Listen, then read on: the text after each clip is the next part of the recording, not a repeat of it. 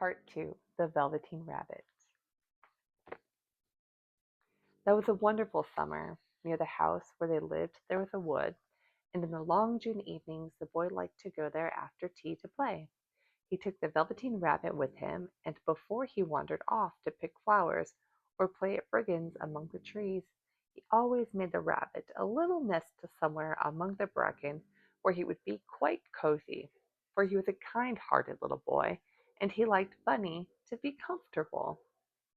One evening while the rabbit was lying there alone, watching the ants that ran to and fro between his velvet paws in the grass, he saw two strange beings creep out of the tall bracken near him. They were rabbits, like himself, but quite furry and brand new. They must have been very well made, for their seams didn't show at all, and they changed shape in a queer way. When they moved, one minute they were long and thin, and the next minute fat and bunchy, instead of always staying the same like he did. Their feet patted softly on the ground, and they crept quite close to him, twitching their noses, while the rabbit stared hard to see which side the clockwork stuck out, for he knew that people who jump generally have something to wind them up, but he couldn't see it. They were evidently a new kind of rabbit altogether. They stared at him, and the little rabbit stared back, and all the time their noses twitched.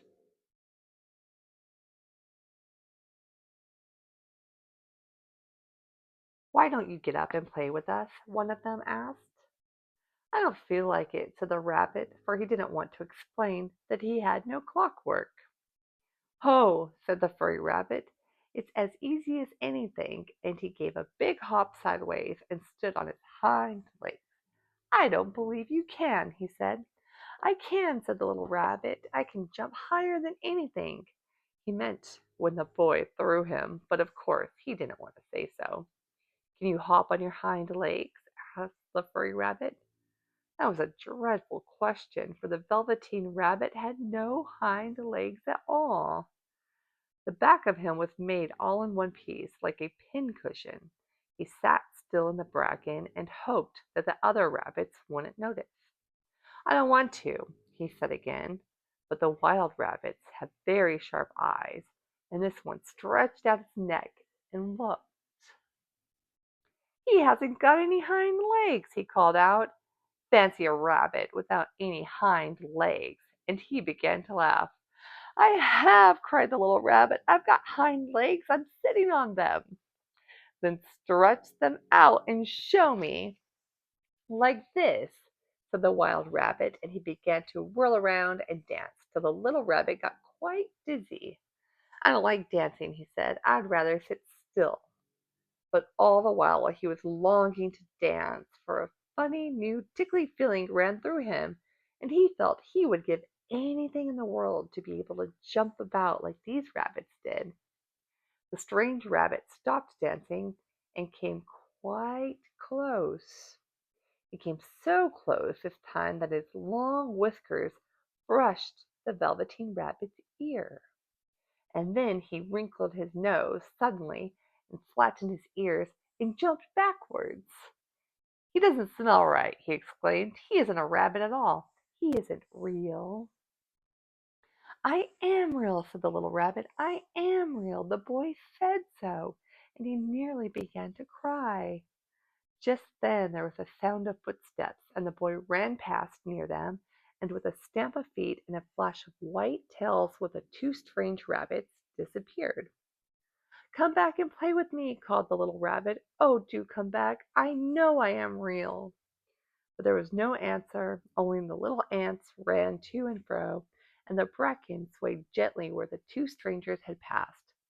The Velveteen Rabbit was all alone. "Oh dear," he thought, "why did they run away like that? Why couldn't they stop and talk to me?" For a long time he lay very still, watching the bracken and hoping that they would come back. But they never returned, and presently the sun sank lower, and the little white moths fluttered out, and the boy came and carried him home. Weeks passed, and the little rabbit grew very old and shabby, but the boy loved him just as much. He loved him so hard that he left all his whiskers off, and the pink lining to his ears turned gray, and his brown spots faded. He even began to lose his shape, and he scarcely looked like a rabbit any more, except to the boy. To him, he was always beautiful, and that was all that the little rabbit cared about. He didn't mind how he looked to other people, because the nursery magic had made him real, and when you are real, shabbiness doesn't matter. And then one day the boy was ill. His face grew very flushed, and he talked in his sleep, and his little body was so hot that it burned the rabbit when he held him close. Strange people came and went into the nursery, and the light burned all night, and through it all the little Velveteen Rabbit lay there, hidden from sight under the bedclothes, and he never stirred, for he was afraid that if they found him, someone might take him away, and he knew that the boy needed him.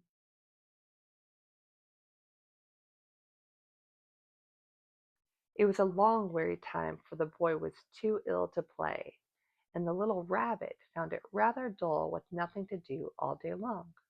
But he snuggled down patiently and looked forward to the time when the boy should be well again, and they would go out into the garden amongst the flowers and the butterflies and play splendid games in the raspberry thicket like they used to. All sorts of delightful things he planned, and while the boy lay half asleep, he crept up close to the pillow and whispered them in his ear. And presently the fever turned and the boy got better. He was able to sit up in bed and look at picture books while the little rabbit cuddled close at his side. And one day they let him get up and dress. It was a bright sunny morning, and the window stood wide open. They had carried the boy out onto the balcony, wrapped in a shawl, and the little rabbit lay tangled up among the bedclothes, thinking. The boy was going to the seaside tomorrow. Everything was arranged, and now it only remained to carry out the doctor's orders. They talked about it all while the little rabbit lay under the bedclothes, with just his head peeping out, and listened. The room was to be disinfected, and all the books and toys the boy had played with in bed must be burnt. Hooray! Thought the little rabbit. Tomorrow we should go to the seaside, for the boy had often talked of the seaside, and he wanted very much to see the big waves coming in, and the tiny crabs, and the sand castles. And just then Nana caught sight of him. "How about this old bunny?" she asked. "That?" said the doctor. "Why, it's a mass of scarlet fever germs. Burn it at once." "What? Nonsense! Get him a new one. He mustn't have it any more." And so the little rabbit was put into a sack with the old picture books and a lot of rubbish, and carried out to the end of the garden behind the fowl house. That was a fine place to make a bonfire, only the gardener was too busy just then to attend to it. He had the potatoes to dig and the green peas to gather, but next morning he promised to come quite early and burn the whole lot. That night the boy slept in a different bedroom, and he had a new bunny to sleep with him. It was a splendid bunny, all white plush with real glass eyes, but the boy was too excited to care very much about it, for tomorrow he was going to the seaside, and that in itself was such a wonderful thing that he couldn't think of anything else. And while the boy was asleep, dreaming of the seaside, the little rabbit lay among the old picture books in the corner behind the fowl house, and he felt very lonely.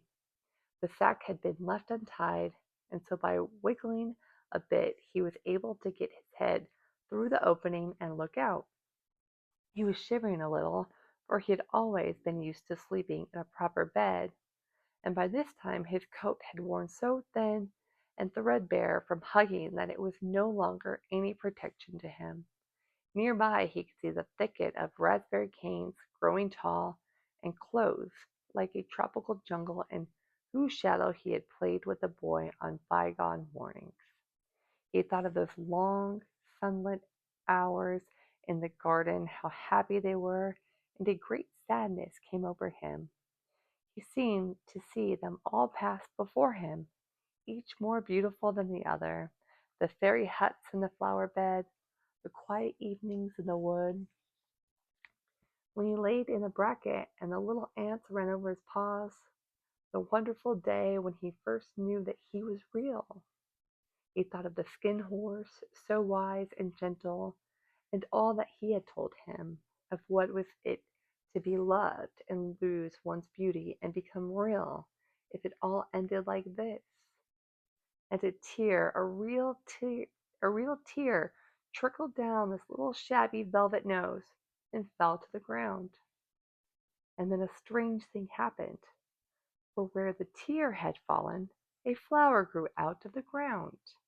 A mysterious flower, not at all like any that grew in the garden.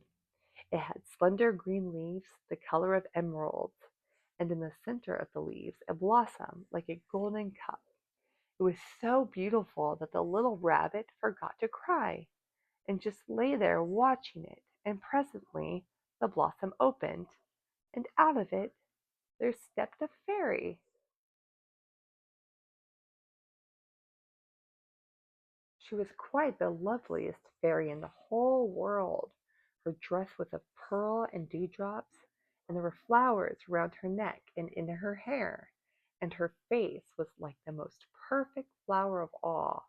And she came close to the little rabbit, and gathered him up in her arms, and kissed him on his velveteen nose that was all damp from crying.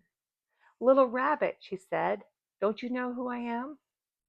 The rabbit looked up at her, and it seemed to him that he had seen her before, but he couldn't think where.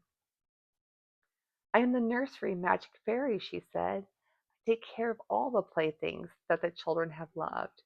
When they are old and worn out and the children don't need them any more, then I come and take them away with me and turn them into real." "Wasn't I real before?" asked the little rabbit. "You were real to the boy," the fairy said, "because he loved you. Now you shall be real to everyone." And she held the little rabbit close in her arms and flew with him into the wood. It was light now, for the moon had risen. All the forest was beautiful, and the fronds of the broken shone like frosted silver. In the open glade between the tree trunks, the wild rabbits danced with their shadows on the velvet grass. But when they saw the fairy, they all stopped dancing and stood round in a ring to stare at her. "I've brought you a new playfellow," the fairy said. "You must be very kind to him and teach him all he needs to know in Rabbitland, for he is going to live with you forever and ever." And she kissed little Rabbit again and put him down on the grass. "Run and play, little Rabbit," she said. But the little rabbit sat quite still for a moment and never moved, for when he saw all the wild rabbits dancing around him, he suddenly remembered about his hind legs, and he didn't want them to see that he was made all in one piece. He did not know that when the fairy kissed him that last time she had changed him altogether, and he might have sat there a long time too shy to move. If just then something hadn't tickled his nose, and before he thought what he was doing, he lifted his hind toe to scratch it, and he found that he actually had hind legs. Instead of dingy velveteen, he had brown fur, soft and shiny. His ears twitched by themselves, and his whiskers were so long that they brushed the grass. He gave one leap, and the joy of using those hind legs was so great that he went springing about the turf on them, jumping sideways and whirling round as the others did.